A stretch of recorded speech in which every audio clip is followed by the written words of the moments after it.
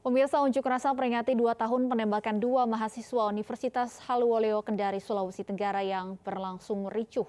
Massa melempari polisi dengan batu, akibatnya 1 wartawan dan polisi terkena lemparan batu.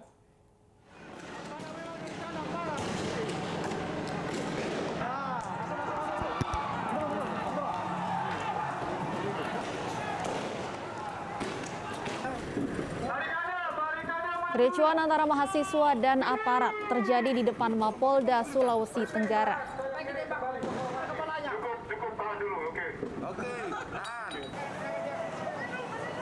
Massa melempari polisi dengan batu, akibatnya 1 orang wartawan dan polisi terluka.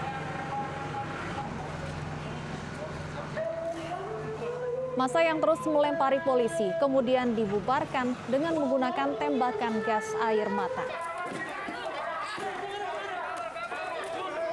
Mahasiswa menuntut Polda Sulawesi Tenggara menuntaskan kasus meninggalnya kawan mereka Randi dan Yusuf 2 tahun lalu. Kasus Randi telah ada penetapan tersangka dan telah divonis 4 tahun. Namun Yusuf hingga saat ini belum ada penetapan tersangka.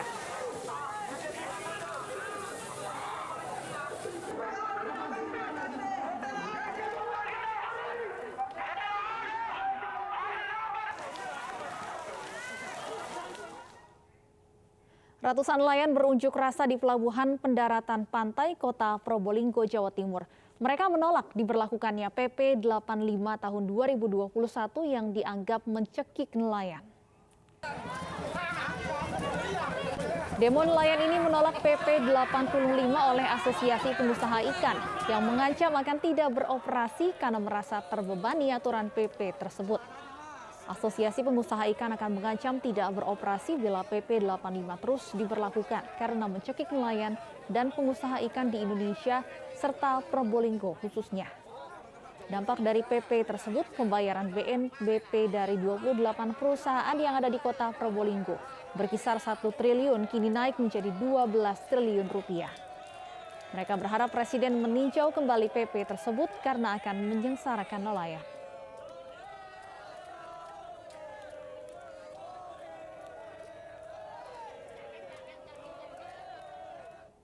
Kita ke informasi lain, pemirsa, polisi masih berjaga di Jalan Raya Cianjur, Sukabumi usai bentrok antara 2 ormas kemarin.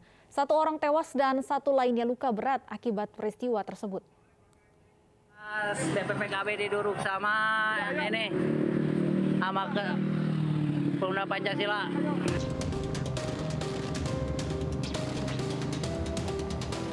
Usai bentrok antara 2 ormas, petugas kepolisian bersenjata lengkap masih berjaga di depan posko salah satu ormas yang dibakar di Jalan Raya Cianjur, Sukabumi, Cianjur, Jawa Barat.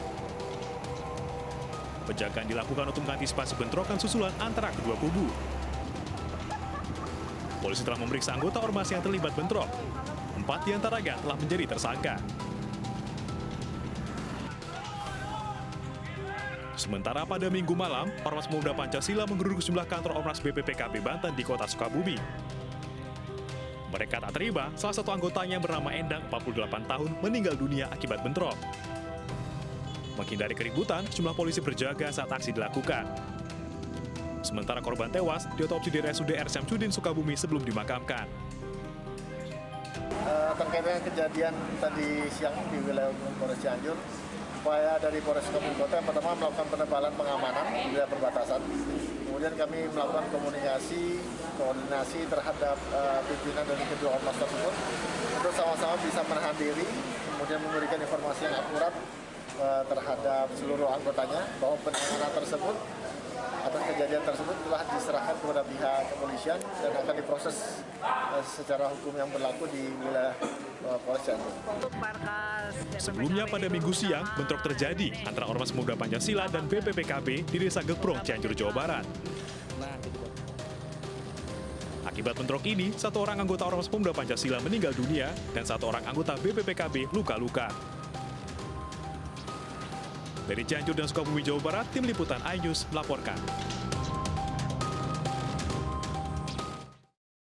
Diduga hilang kendali, sebuah mobil jenis minibus di Kabupaten Nagan Raya, Aceh menghantam pembatas jalan. Akibatnya, mobil rusak parah hingga terbelah 2.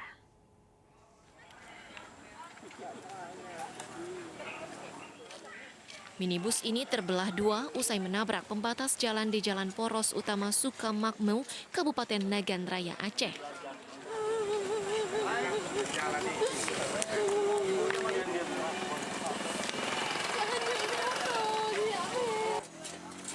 Insiden bermula saat mobil yang dikemudikan oleh seorang pria berinisial RR melaju dengan kecepatan tinggi. Tiba-tiba mobil oleng dan hilang kendali lalu menabrak pembatas jalan. Tidak ada korban jiwa dalam kecelakaan ini. Sopir minibus RR hanya menderita luka ringan namun mengalami trauma berat. Dari hasil penyelidikan sementara, pengemudi berinisial RR ini masih di bawah umur. Kemudian satu orang masih di bawah umur, mungkin dia melaju dalam kecepatan tinggi. Sewaktu sampainya di Cipungan, Desa Alimomeh, Komplek Perkantoran Sukamakmur mungkin masih dalam kecepatan tinggi sewaktu memasuki tikungan sehingga mobil tersebut oleng. Kasus kecelakaan tunggal ini kini dalam penanganan Satlantas Polres Nagan Raya. Dari Kabupaten Nagan Raya, Aceh, Afsah, iNews melaporkan. Pemirsa, Bareskrim Polri bersama Polda DIY berhasil mengungkap pabrik obat ilegal yang memproduksi pil koplo atau psikotropika di Yogyakarta. Pabrik yang beroperasi sejak tahun 2018 itu disebut pabrik psikotropika terbesar di Indonesia. Seorang ibu, tadi malam kami langsung tangkap. Dalam pengungkapan ini, polisi menyita berbagai jenis bahan kimia serta mesin yang digunakan dalam pembuatan psikotropika. Selain mengamankan barang bukti, polisi telah menetapkan 4 orang sebagai tersangka. Menurut polisi, pabrik obat ilegal ini beroperasi sejak tahun 2018 dengan kapasitas produksi 1 kali 24 jam bisa menghasilkan 2 juta butir pil perharinya. Terbongkarnya pabrik obat ilegal di Yogyakarta ini berawal dari pengungkapan kasus narkoba di sejumlah daerah yakni Jawa Barat, Jakarta, Daerah Istimewa Yogyakarta, Jawa Timur, dan Kalimantan Selatan. Dapat kita katakan bahwa penemuan 2 tempat ini sebagai. Dan selengkapnya mengenai pabrik obat ilegal yang memproduksi pil koplo atau psikotropika di Yogyakarta, sudah ada di RTPD Narkoba Bareskrim Polri, Brigjen Pol Krisno Siregar. Selamat sore Pak Krisno. Selamat sore Mbak, selamat Baik. Sore Indonesia. Baik, Pak Krisno, seperti apa kronologi awal mula pengungkapan pabrik obat ilegal ini? Baik, pertama saya luruskan dulu ya. Jadi yang kami temukan 2 pabrik di Bantul dan Sleman, Yogyakarta itu bukan pabrik psikotropika, tetapi pabrik obat keras ilegal yang masuk dalam daftar G. Adapun kronologisnya adalah pada tanggal 13-15 September bulan ini, kami berhasil mengungkap peredaran gelap pil golongan obat keras dan psikotropika di wilayah Cirebon dan sekitarnya, Majalengka, Indramayu. Lalu kami mengembangkan ke DKI, ke Jakarta Timur tepatnya, dan ke Bekasi. Dari jaringan tersangka Mas Puri atau Puri CS 9 orang, kami berhasil menemukan petunjuk bahwa asal barang berasal dari Jogja. Lalu tim DTP Narkoba bekerja sama dengan Polda DIY guna menelisik dari mana barang ini berada, dan akhirnya tanggal 22 dini hari tengah malam kami berhasil menemukan 2 pabrik produksi obat keras berbahaya ilegal.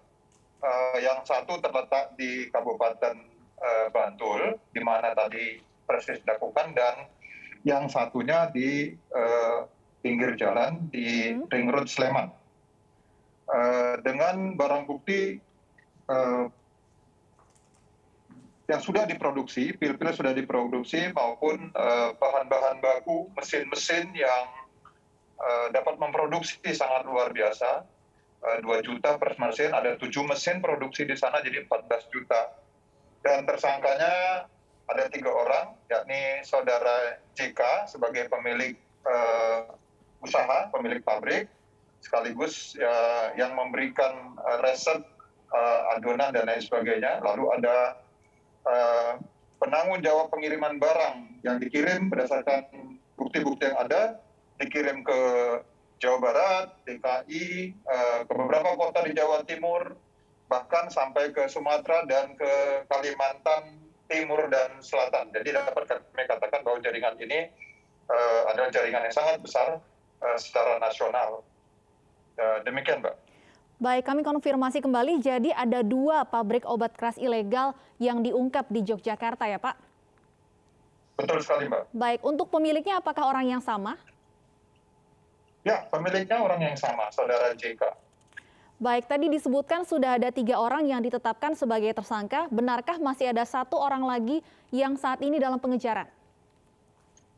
Ya, 1 orang DPO, inisial EY, ini pengendalinya, yang memodali Saudara JK.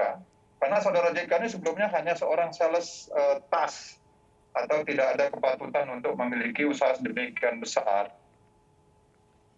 Dan tadi malam baru saja kami menahan seorang tersangka lain, Saudara AST, sebagai penyuplai. Dan kami akan terus kembangkan sampai membongkar habis jaringan ini, Pak. Baik, 1 DPO merupakan orang yang memodali pemilik untuk membuka 2 pabrik ini. Sudah beroperasi sejak kapan Pak 2 pabrik ini? Berdasarkan bukti-bukti yang ada sejak tahun 2018, Mbak, sampai dengan hari ini ditangkap. Baik, kami konfirmasi Jadi kembali Pak. hampir 2 tahun lebih. Sudah 2 tahun lebih beroperasi. Kami konfirmasi kembali untuk kapasitas produksinya, tadi sempat disebutkan 14 juta, ini dari masing-masing pabrik atau kedua pabrik secara total? Total keseluruhan, Mbak. 14 juta pil per harinya. Kami asumsikan itu, asumsi kami itu adalah berdasarkan mesin cetak. Karena di sana ada mesin awalnya adonan, terus itu ada juga mesin mixer, ada mesin coating, ada mesin pengering, dan ada mesin cetak, serta mesin laminating daripada pil-pil yang butuh dipil, dan mesin pengepakan. Jadi asumsi kami adalah dari mesin printing, jika keterangan tersangka, jika terus bekerja selama 1 hari, mampu per mesin 2 juta. Jadi dari kedua pabrik ada 7 mesin, jadi kalau bekerja terus selama full, artinya 14 juta per hari. Kedua pabrik dapat menghasilkan obat pil berbahaya ini. Baik, untuk distribusinya sendiri Pak, ada wilayah mana saja mungkin yang paling banyak kemudian mendistribusikan pil hasil produksi pabrik obat ilegal ini? Ya, berdasarkan bukti-bukti yang ada, terbanyak itu dikirim ke Jawa Timur. Jawa Timur, lalu kemudian ke Jakarta dan Jawa Barat. Jadi, data yang kami dapat selama 6 bulan terakhir saja untuk Jakarta, salah satu tempat pengiriman barang itu ada 1.470 koli. 1.470 koli. Dan di Jawa Timur juga sampai ribuan koli sama di beberapa kota. Ada di sana kota-kota Probolinggo, Lumajang, Surabaya, dan lain sebagainya. Lalu di Jawa Barat juga demikian, Pak. Jadi kami sudah nanti akan berbagi informasi ini ke seluruh Direktur Reserse Narkoba kewilayahan terkait untuk mensita barang-barang yang mudah-mudahan belum beredar di pasar gelap. Demikian. Baik, untuk sistem distribusinya ini seperti apa, Pak? Apakah lokasi pengiriman ini masih dimiliki oleh orang yang sama atau ada pengedar lain di masing-masing wilayah? Tiap-tiap wilayah itu ada distributornya. Jadi distributor inilah nanti kami akan membagikan informasi ke Direktur Reserse Narkoba kewilayahan, sehingga mudah-mudahan dapat ditrace, dapat kami tangkap, dapat kami gagalkan untuk tidak didistribusikan. Karena obat keras ini sebenarnya secara legal bermanfaat untuk pengobatan jenis penyakit tertentu. Namun, kelima produk obat keras yang diproduksi oleh pabrik ini sebenarnya berdasarkan keterangan dari Ibu Kepala Balai POM DIY tadi, bahwa sudah dicabut izin edarnya oleh Balai POM. Jadi tidak beredar lagi. Bahkan prekursor-prekursor bahan-bahan kimia yang saya tunjukkan tadi, bahwa itu sebenarnya tidak boleh lagi masuk ke Indonesia. Jadi artinya ini benar-benar ilegal, bukan saja berbahaya, tapi ilegal dari segi aspek kesehatan, ilegal dari segi aspek usaha, ilegal dari segi aspek keterampilan dari pembuat obat-obatan ini. Baik, artinya selain DPO pemodal, polisi juga saat ini masih mengejar distributor di masing-masing wilayah. Kami akan tunggu kelanjutan kasus ini. Terima kasih Brigjen Pol Krisno Siregar sudah bergabung bersama kami di iNews Sore. Pemirsa, seorang pria asal Nigeria dan kekasihnya selundupkan 3,9 kg sabu dan ribuan pil ekstasi melalui Pelabuhan Tanjung Perak, Surabaya. Untuk mengelabui petugas, paket narkoba dikemas dalam kaleng makanan siap saji.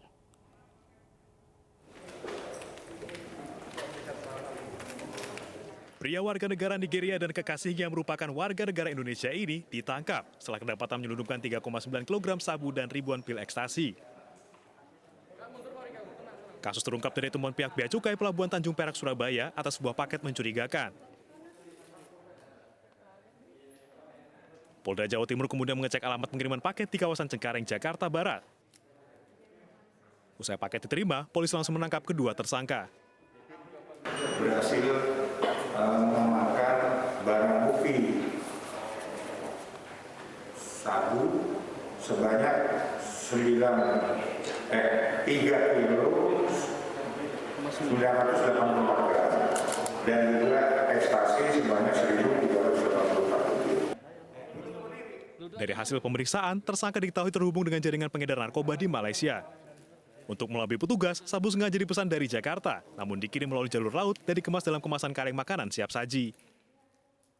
Kedua tersangka terancam hukuman minimal 10 tahun penjara. Dari Surabaya, Jawa Timur, Hari Tambayong, iNews melaporkan. Seorang muazin sebuah masjid di Medan, Sumatera Utara dianiaya jemaah hingga telinganya nyaris putus. iNews Sore akan kembali dengan informasi selengkapnya sesaat lagi.